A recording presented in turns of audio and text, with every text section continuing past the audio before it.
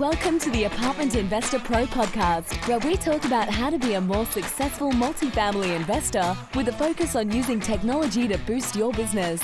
And now your host, Todd Heitner. Welcome to episode 9 of the Apartment Investor Pro podcast. My guest today is Adam Gower. Adam is an authority in content marketing for the real estate industry. He has more than 30 years and $1.5 billion of transactional experience in commercial real estate finance and investment. He runs a digital marketing agency specializing in supporting real estate investors with their capital raising. Our topic is attract passive investors on Autopilot with a digital marketing funnel. Today, Adam enthusiastically shares some great insights on this topic, including the power of a digital marketing funnel or pipeline, how to maximize your content output to attract more investors, how to create a social media bait plume to attract investors, and how to make the most of tracking tools like Google Analytics. So let's get right into the interview. Okay, well today I have Adam Gower with me. So Adam, how are you today? Fabulous. Thank you for having me on the show. Yeah, glad to get you on today. So for our audience that's maybe not familiar with you, can you tell us a little bit about like an overview of what your company, Gower Crowd, does for multifamily? You mean there's someone not familiar with me? Just kidding. Right. So what we do, my background, ever so briefly, is I am a real estate investment and finance guy. I have been for several hundred years, basically. I mean, since the year dot. And I basically reinvented myself about 6 years ago. I'd done an enormous amount of note sales, believe it or not, during the last downturn, about around $1 billion of real estate collateralized note workouts and sales. That's quite a mouthful. And so I did very well during the downturn. When the market turned up, I started investing. I stopped, all that good distress stuff went away. And I started to do some investments in seed startups, Todd.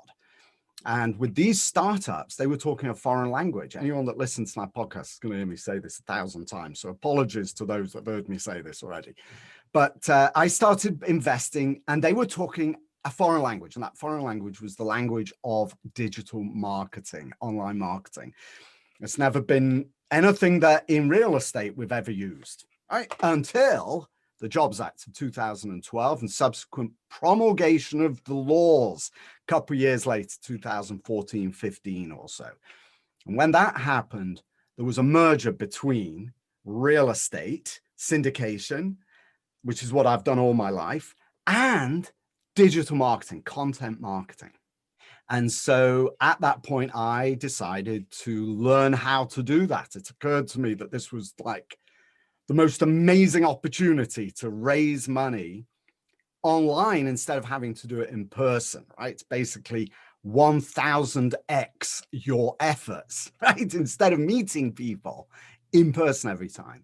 And so what I have done is built a business around that. We build full stack digital marketing, content marketing systems for real estate investors or developers who want to raise money so they can buy more deals and build their portfolio. We build out the systems that help them raise money. That's it in about far too long. It took me to explain that, but that's what we do. Okay, awesome. And so you mentioned how like some changes that took place with digital marketing. And I guess that was with the SEC. Can you what impact does that have then on your digital marketing efforts? Okay, so prior to 2012, and the SEC just promulgated the laws. It was Congress that actually passed the Act, Jobs Act, 2012. Prior to that, well, it's actually quite technical, Todd, but basically what it did was it threw the doors open to marketing. The 1933 Securities Act, just a little history briefly, basically shut down the opportunity of small companies it prohibited them from going to the general public to raise money other than through an IPO. You had to go through an IPO, but there was an exception, and that exception, very simply spoken or speaking, was that you can still raise money without doing an IPO, as long as it's from somebody you know. right? So you have to have a pre-existing relationship with them, basically. And I'm oversimplifying, but the 2012 Jobs Act reversed that and said it's okay to put up a website that says, come and invest with me, right? Find out more about me because I've got deals you want to invest in. And so that just threw the door open to real estate sponsors, developers, to do exactly that. I mean, they can have websites that don't just say, here's my name and number and a nice pretty picture, right, of me and one of my buildings. It actually says, here, learn about me because you can actually invest in my deals. So that was really the switch that was thrown in 2012. Okay. And you know what? By the way, it was never intended for real estate. I wrote a book, of course, I'll put it back on my shelf now, called Leaders of the Crowd, where I actually interviewed people in the White House and in Congress and lobbyists and early adopters, etc. And it was the Jobs Act, stands for Jumpstart Our Business Startups. Congress never imagined for a moment, it didn't occur to anybody that real estate would benefit.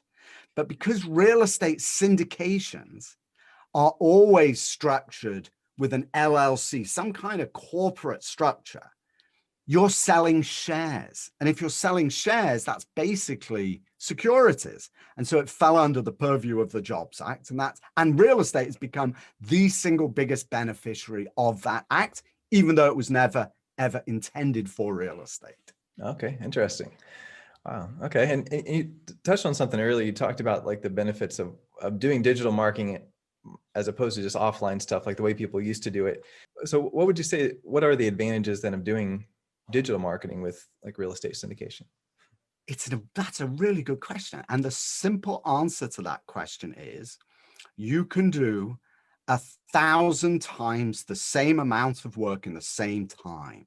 It's really as simple as that. And I'll explain what I mean by that. For anybody who has raised money online, who has raised money for real estate, like I have, through my entire career, it involves figuring out how to get introductions, right? So calling a lawyer, calling a wealth manager, an accountant, joining a country club is the classic, the cliche. You join the fancy country club, you get to meet people, you go to charity events, you spend all your life networking, number one. So that's a lot of time taken. Secondly, then when you get a lead, now you got to arrange to meet them. You print out your pitch deck, you produce your pitch deck, you print out, you go meet them. And for an hour, hour and a half, that first meeting, either for lunch or at the country club or in your office, in their office, whatever, you're going to pitch them. You're going to tell them your whole story. They want to know your background, your track record. They want to get to know you, right? That's the first thing. Several years later, they might invest with you, right? Basically, if you're lucky, it might only take a few months for them to invest. Anybody listening, just think about every investor you've got. What was the path that took you to that? The first meeting, the second meeting. I was talking to one guy recently, said, yes, one of my best investors, I actually had to bail his son out of jail. Think of all those crazy things that you've had to do, right? To kind of create this relationship. All right. And that's always been done in person because that has always been the only way you could do it, right? The law said that's how you have to. Now you can speak your background on a video, just like you and I are doing. You can talk your background, you can explain your background, you can tell your story, and you can create a relationship. And you only need to do it once, because then you put it on your website, you put it on social media, and your prospects now discover you because you have what I call this bait plume on social media, which is all your content out there. They discover you and they come and consume all this content that you've produced on your website. Guess what? Now they learn about you. You don't actually ever have to talk to them. They will come to you and put their hand up and say, I would like to invest with you. And the first time you speak to them, they already know you. They already like you. They're inclined to trust you, right? The know, like, and trust classic digital marketing sequence. And all that's left is for you to carry them over the finish line to close the deal. That's the, and therefore the big difference is, instead of having to do it, that same thing every single time you meet a new investor, you only do it one time. And now 1,000 investors or 10,000 or 100,000 can get to know you from one pitch that you make or from one set of content that you make. That's the big difference.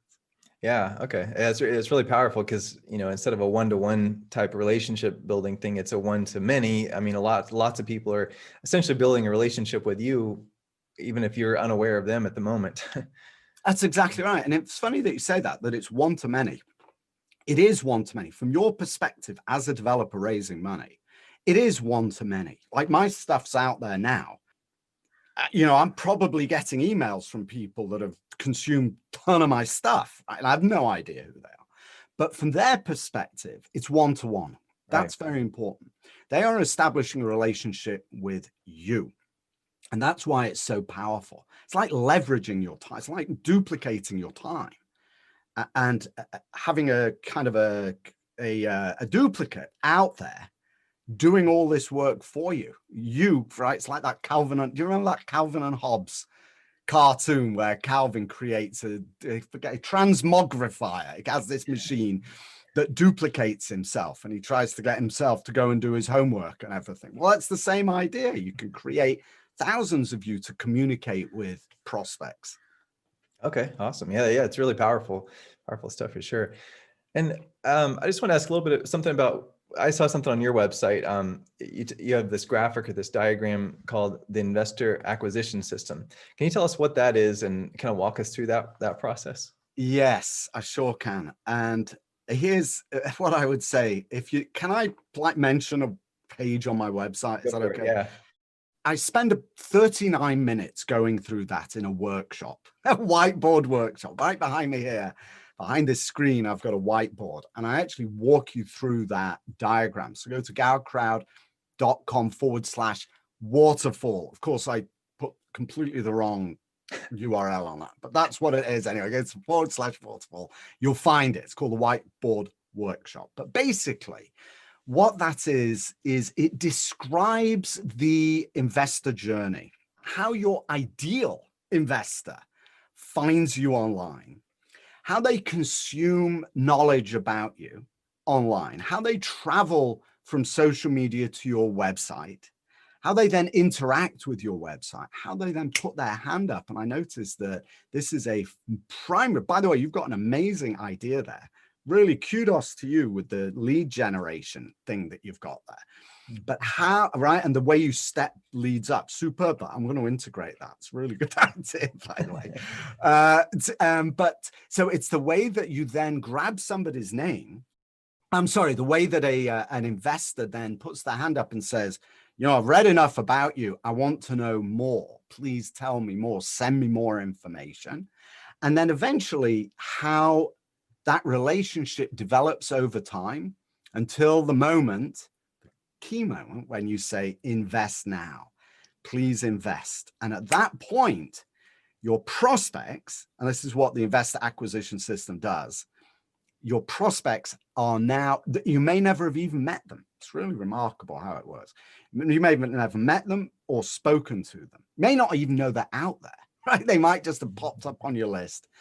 When you say invest now, they are predisposed to investing with you. All that hard work of nurturing a prospect has been done with the investor acquisition system. So when you do say invest now, they're really ready to sign contracts and wire money. So that's in a nutshell what it is.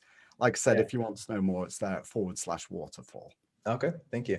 And I know some of our listeners might be familiar with the phrase marketing funnel or digital marketing funnel. Is that kind of similar to what your system is? Or is there a difference? Yeah, it is. It's the exact same thing, except being a real estate guy, I was thinking more in terms of pipeline. That's why I put it horizontal. But basically, yes, it's a funnel, right? So you pour at the top of your funnel. Well, you know what a funnel is, but that's basically what it is. Yeah, it's a very detailed walkthrough of a marketing funnel but one that is tailored to commercial real estate, people raising money online. That's right. Okay. All right. And could you, I know you said you go through it in more detail on that whiteboard animation, but could you, or not animation, but the walkthrough. Yeah. Walkthrough. Yeah.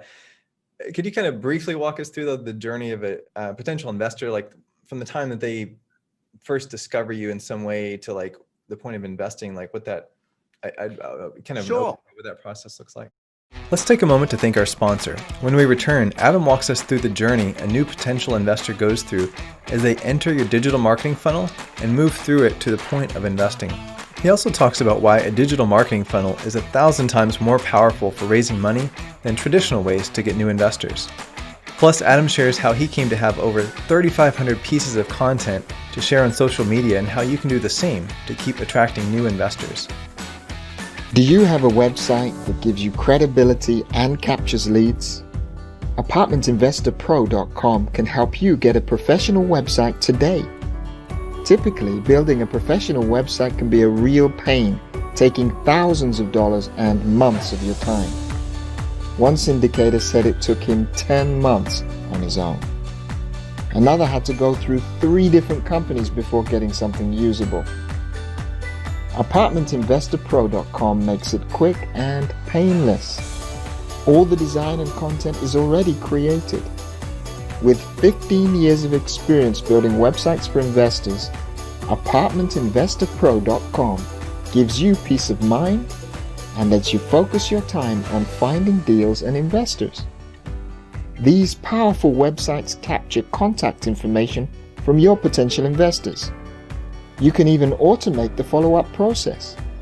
No more letting good investor leads fall through the cracks. Save 10% on your website by going to ApartmentInvestorPro.com and using coupon code PODCAST. Could you kind of briefly walk us through the journey of a potential investor, like from the time that they first discover you in some way to like the point of investing, like what that, I kind of Sure. know what that process looks like? Yeah, absolutely. So the way it works is, gosh, it's such a huge subject actually to ask. Let me try and simplify it then. Yeah. So your ideal investor is going to self-select. So you start at the widest part of the funnel, which is social media. In social media, there are tens of billions of people online all the time. LinkedIn, Twitter, Facebook, and YouTube are the primary ones. You can throw Instagram in if you want to as well. But those are your primary ones. LinkedIn is the one that drives the most traffic, typically for us, followed by Facebook, just FYI. But I like to work on Twitter as well, because some people love Twitter. So you might as well, doesn't take any more effort to be there, actually, because everything can be automated. So the first thing that happens is that your content floats on social media. This is what I call your bait plume. Right. So the more content you've got on social media, the more you post, and it's all automated. So don't worry, you don't have to spend all your life on social media. I don't do any on social media myself. And yet I'm on social media all the time. Not personally, but my presence is there. Right. So that bait plume attracts somebody. Now, typically, it will take between 6 and 10 times for somebody to see you, your logo or your name, etc., your face, whatever it is, identify as having seen you before they will click through to your website, right? You need familiarity. So that's where it starts. As they're going through their feeds, they see you once, twice, think whatever you're saying, different things. It might pique their interest the first time or not. But after 6 to 10 times, that's enough for them to say, I wonder, this particular message sounds good. And then they come through and land on your website. Now, once they land on your website, you're going to ask them, give me a name and email address with something tempting, right? Some kind of lead generation document, a lead magnet of some sort. It might be a white paper or a case study or an ebook or something like that just entices them to give you their name and email address. So now they've seen you on social media, so they got used to seeing you there. And they started to recognize you as a thought leader. So they come to your website.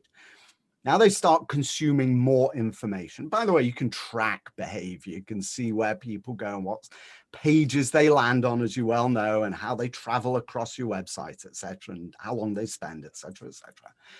And they consume more information. Eventually, they give you their name and email address. Now you can start sending them emails. So now they're seeing you on social media. They're looking at your website. Now you're communicating really directly with them via email.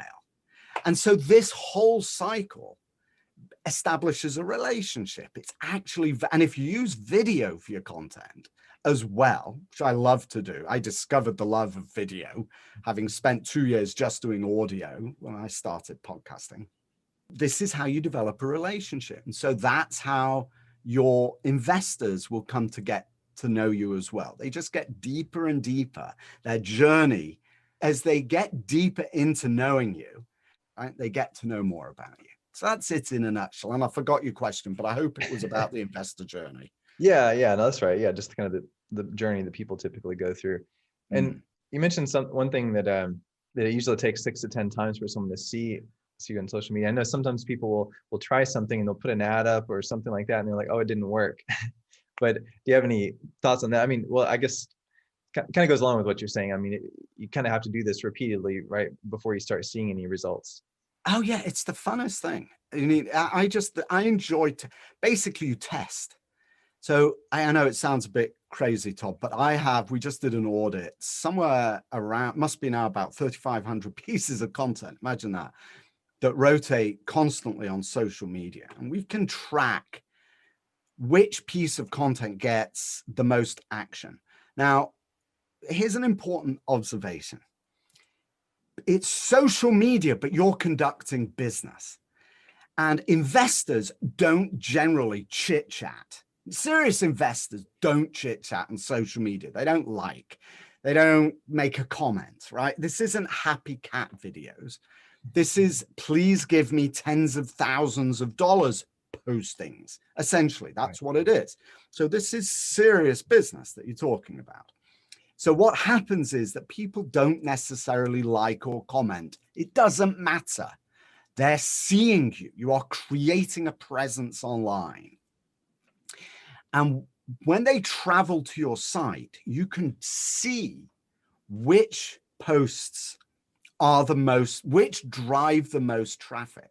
So typically what we will do is we will look and see which posts are performing the best, and then we'll use those to advertise.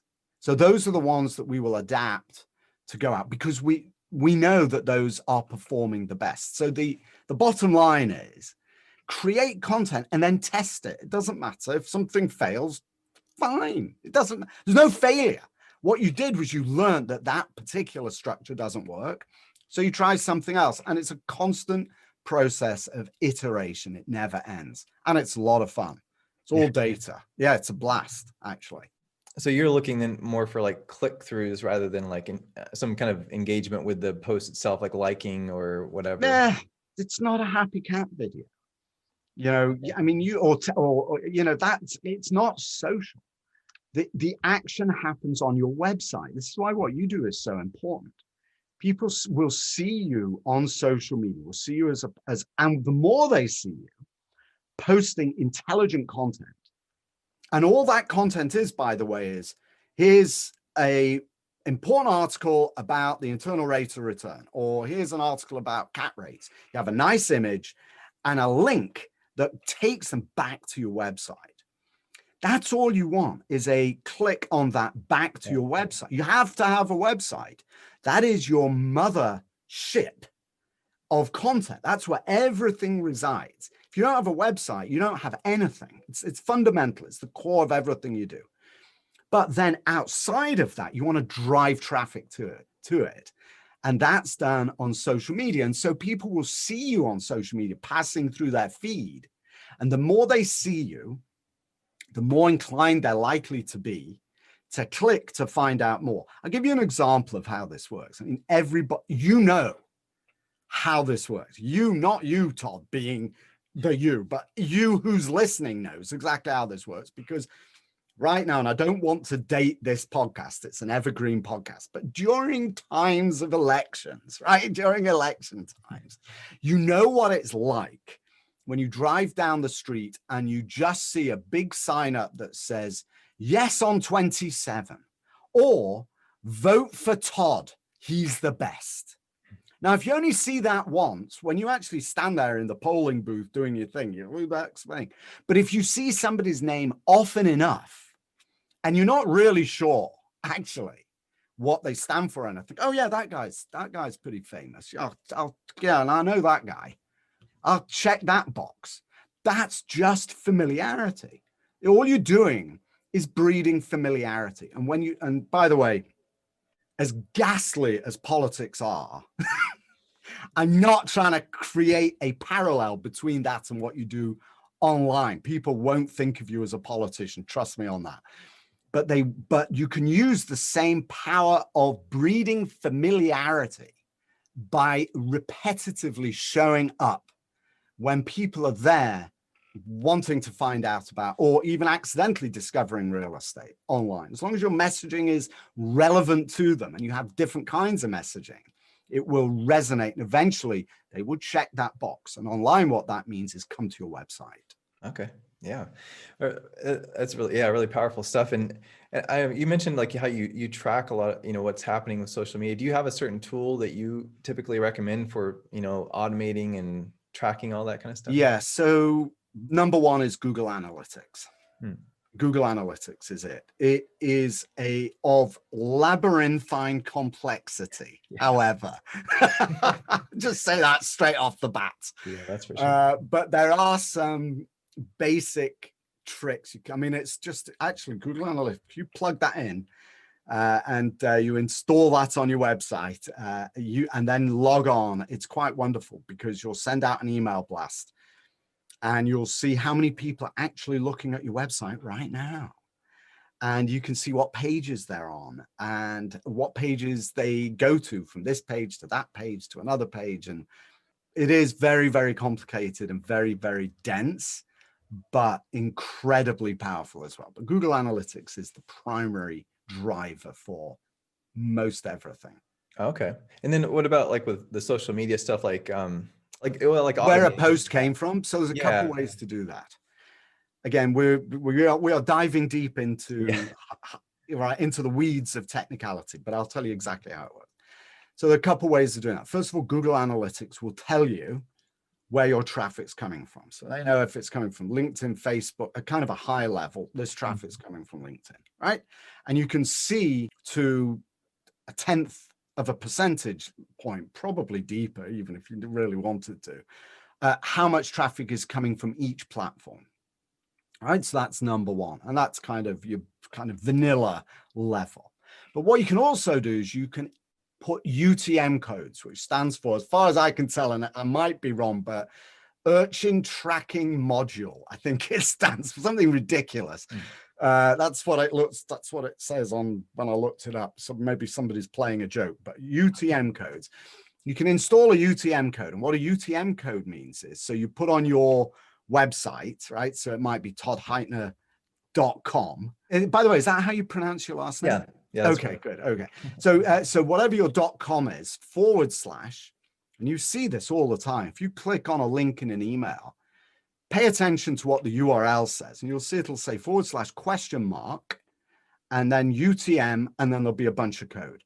Mm-hmm. So when you install that now tells Google everything. Where you came from, what campaign you were on, what article you were reading. So for example, on LinkedIn, it might be, I might identify, came from LinkedIn. It was this particular post, and this was the campaign I was running at the time. And then it will aggregate all that data. So I can really drill down. I think you can go to multiple levels. Again, I know just enough to be dangerous. I hire world experts on my team that are wizards at this stuff. But I know you can go even deeper and really find out what's going on. That's basically how it's done. Okay. Great. Thanks for sharing that. Sure. And so it sounds like your primary means of attracting investors then is social media. Is that right? Like LinkedIn, you said, and Facebook primarily, and then others from there? There are others. That's the kind of the first stop. Yes. Once you add layers of sophistication, you will start doing search engine optimization. So we do a lot of SEO as well. So SEO also leverages Google. Somebody inputs, how do I invest in real estate? And your name shows up, right? That's the gold mine for you. So we do SEO, and then we also do advertising to drive traffic. And we do webinars, and we do PR as well. So once you've got your website up, I can't overstate how important having a good website is. And once you've got your bait plume of content out there driving traffic to your website, then you can start to spend money on marketing, because then you supercharge traffic to your website, and that's how you really juice things up. Yeah. Okay. And would you typically test things maybe like on social media or something before you start doing paid advertising, just to make sure things convert the way you would expect? Yeah, you kind of want to have your system. So the investor acquisition system is the foundation for that. You've got to have a website that has content, and then this presence, omnipresence online, where somebody who hears your name, like somebody who hears my name for the first time, what are they going to do, right? What are you going to do? The first thing you do is you run Adam Gower. Maybe you might run Gower Crowd, or you might run Adam Gower Crowd, or something like that on Google, and you'll see, and you might be somebody who likes Twitter, who prefers Twitter. So you might check out Gower Crowd on Twitter, for example, whoever it is. I'm just using Mike as an example. And you will appear. And if you appear, it means that you are everywhere your prospects want you to be. And if you're everywhere that you want them to be, now you can start to build on that relationship by advertising to them or inviting them to webinars, etc., to really get into the relation, or to deepen the relationship faster. Yeah. Okay. And then when you're posting those things out there, like, say on social media, or maybe even through paid ads, would you send them to the homepage of your site, or would you send them to more like a landing page where all they can do is put in their name and email kind of thing? Yeah, that's a really good question. So that it depends. Of course, it depends. So there are, of course, meaning, why would I give you a straight answer is what I mean. It depends on what kind of campaign you're running. So for example, if you are trying to capture leads and you have a giveaway, for example, like a white paper, then you would send them to a landing page where there's a little information, maybe a short video or a blurb about how great this white paper is, and a "where shall I send it, please" box that says first name and email address, right? That you've done on your websites, which I actually think is insightful, but then you take it to brilliant. And that is that the first thing you want to do is just ask for name and email address. You want to keep it as ultra simple as possible. That first time, you want to keep it simple. So you might send somebody to that landing page, or you might drive traffic to your homepage. I have content sometimes it's not really suited to any of my landing pages. So I will just direct that to the homepage. Alternatively, if you are posting articles on your website and you have a sentence or two on social media that is a teaser for the article, you might say, read more here.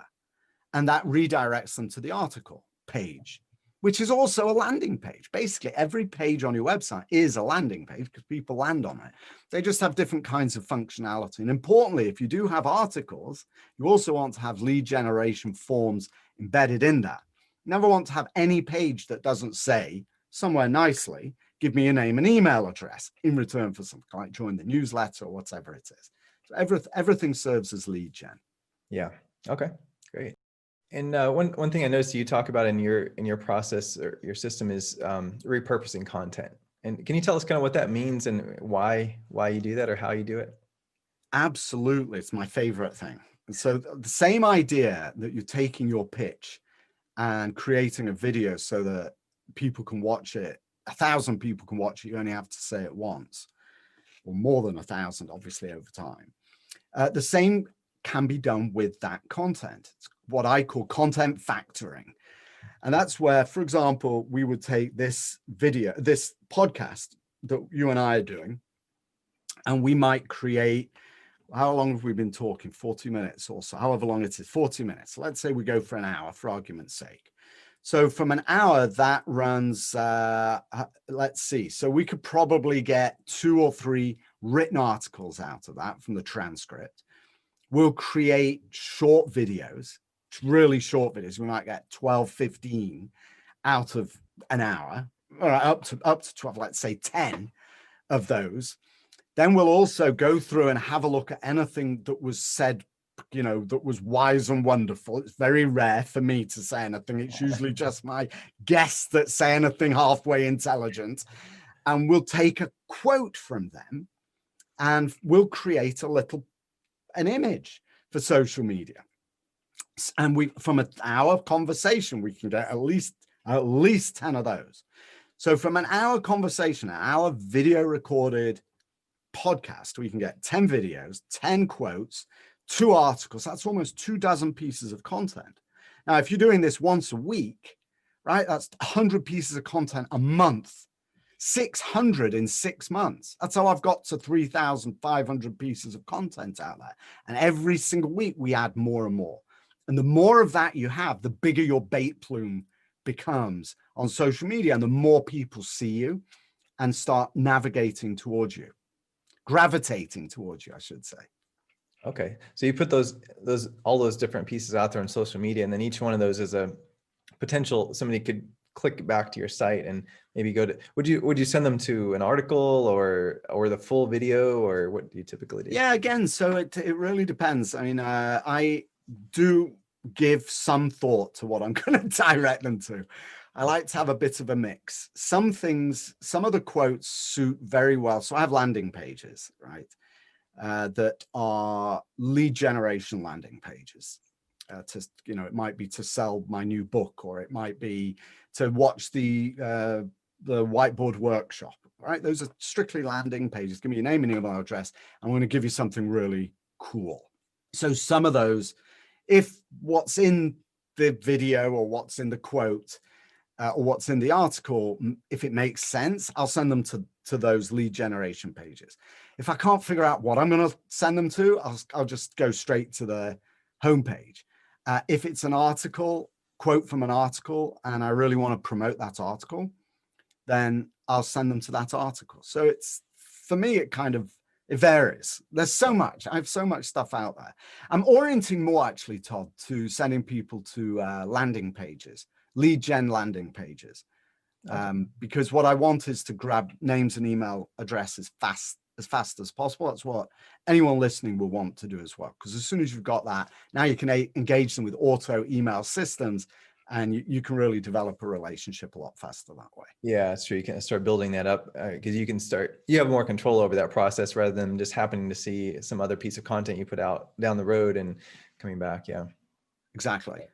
And so then let's say with a potential investor, like a passive investor, like once they sign up for something, typically in that process, like how long in that series of emails, for example, before you start kind of pushing them toward taking that next step of investing? Like, is that something you do right away, or do you wait a few emails in, or? Yeah, I love that. So it really depends. Another nice, precise answer for you. Here's what I would say. First of all, rule number 1, don't wait to build an investor acquisition system until you need the money. Because if you do that, you will not raise anything. This is a long game. However, once you build it, they will come. Right? It's as simple as that. And they keep on coming. I'll tell you something I've discovered, Todd. Don't let me forget your question. You asked me when to ask them to invest. Let me get back to that. I will tell you something. When I first discovered digital marketing, a lot of the big hypey salesy stuff was earn money while you sleep. Earn money from the beach, live a life of total freedom, because money will flood in through the doors right all the time. Well, you know what? When you raise money, I tell you what I've discovered. It's true, but there's no freedom. You know why? Because your big leads come when you least expect them to. There's no control over that. That's the crazy thing. Right? At least in the in-person world, you can book a time. to talk to somebody, and right, and you can choose when you're going to interact with them, even though it's much more laborious. With this system, Sunday morning, I get a thing and somebody's like wants to talk to me now because they want to like become a client. I better get back to them right now. You go on holiday, that flow never stops. It just never stops. It's like you can't turn the machine off once it starts. It's a whole different story. It's a bit hamster wheelie. I mean, in a good way, it's like I have to pay tax, okay, well, it could be worse. You might not have to pay tax, and that means you've got no income, right? So, right. So there's kind of plus and minus. But back to your question about invest now.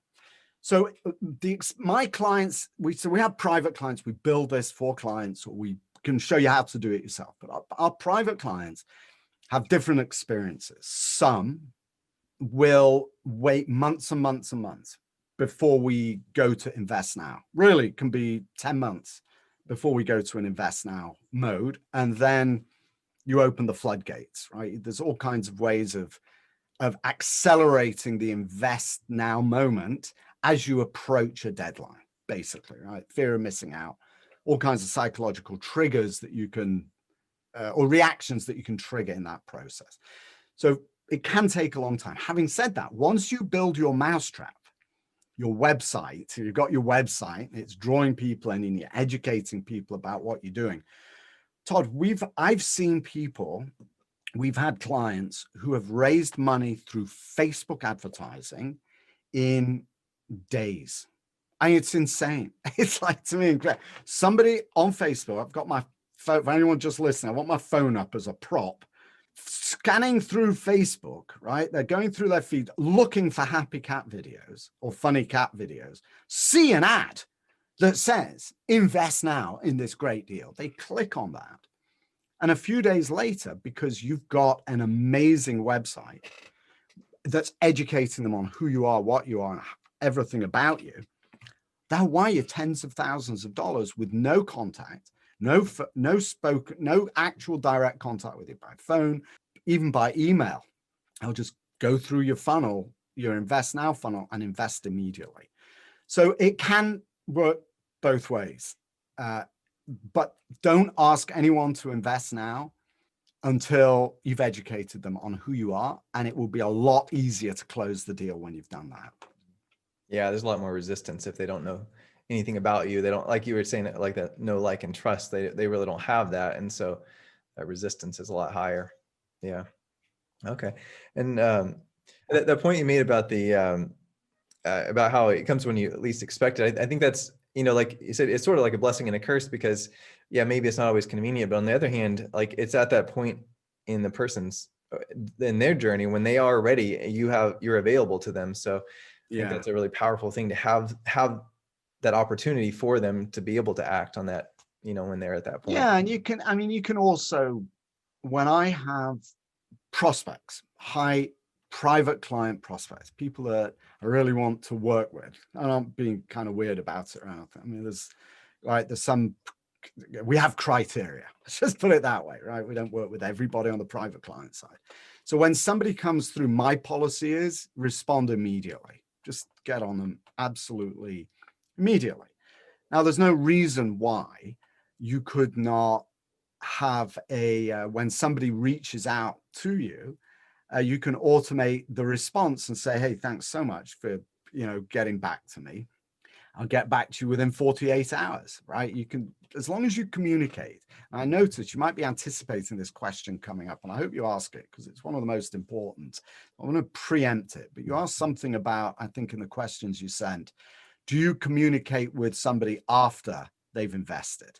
Yeah, that's a good. So, yeah, tell us about that. So the answer to that, which is the same as, look, if you've got a whale on the line, right, a big investor, don't wait. Get them right now. The second they show up on your radar because they've contacted, because they've said, I want to invest and this is what I've got, jump on it. That's kind of the curse of the online world, is that you're now reactive to that, but for good reasons, right?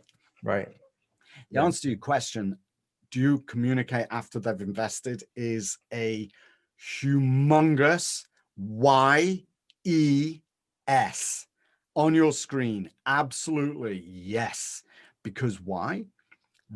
First of all, you got an investor. Secondly, you want them to be happy so that they talk to other people and introduce you to other people. Plus, the lifetime value of that person is massive. Getting someone to invest the first time is time consuming and expensive. Even with these systems, it's expensive. You got to build the thing out. You got to have patience. That's the time. Once it's in place, though, it kind of works. It does work on autopilot, but there's still a lot of effort. And if you advertise, you're going to be spending money to get people into your funnel. So there is a cost, but the lifetime value, somebody might invest 5,000 today. In your next deal, they might invest 50. In the next one, they might invest 100,000. And then over the course of their life with you, they could invest millions of dollars with you. And the single most important thing for you with investors is communication. It's as important. And this is why actually the investor acquisition system works perfectly well, because as you communicate with prospects, you're also incidentally communicating with existing investors at the same time. They're seeing you on social media. They're seeing articles. They're clicking on the articles. They're not filling out forms because they don't need to. They're already getting your newsletters.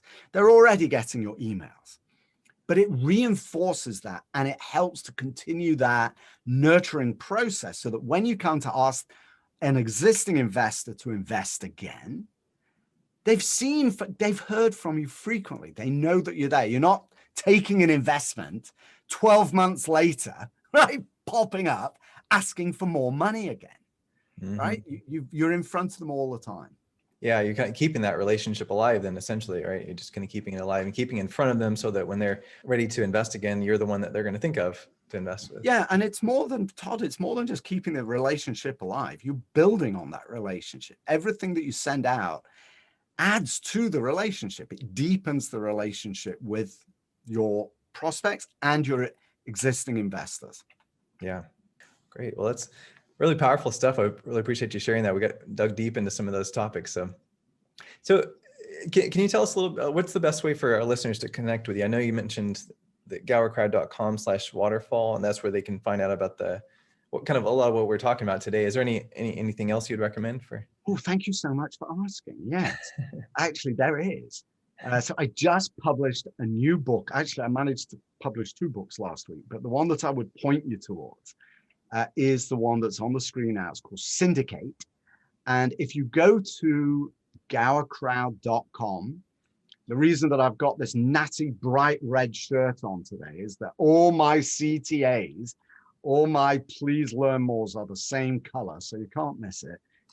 Peppering the website. So click on that and go to Syndicate. Find out more about that book. It is really all the secrets that in detail, actually, that we've been just touching the surface with now. Plus, there's also, it's a book, it's an actual book. And then there is a free training that comes with it as well, where I walk you through the whole system. It's very, very detailed, very advanced, but you'll learn a lot from it for sure. Guaranteed. All right. Well, thanks so much. Thanks for coming on, and really appreciate you sharing all those insights today. Really valuable stuff. So thanks so much. Yeah, really a great pleasure. Thanks so much for having me on. All right. Thank you. Thanks for listening to this episode of the Apartment Investor Pro podcast.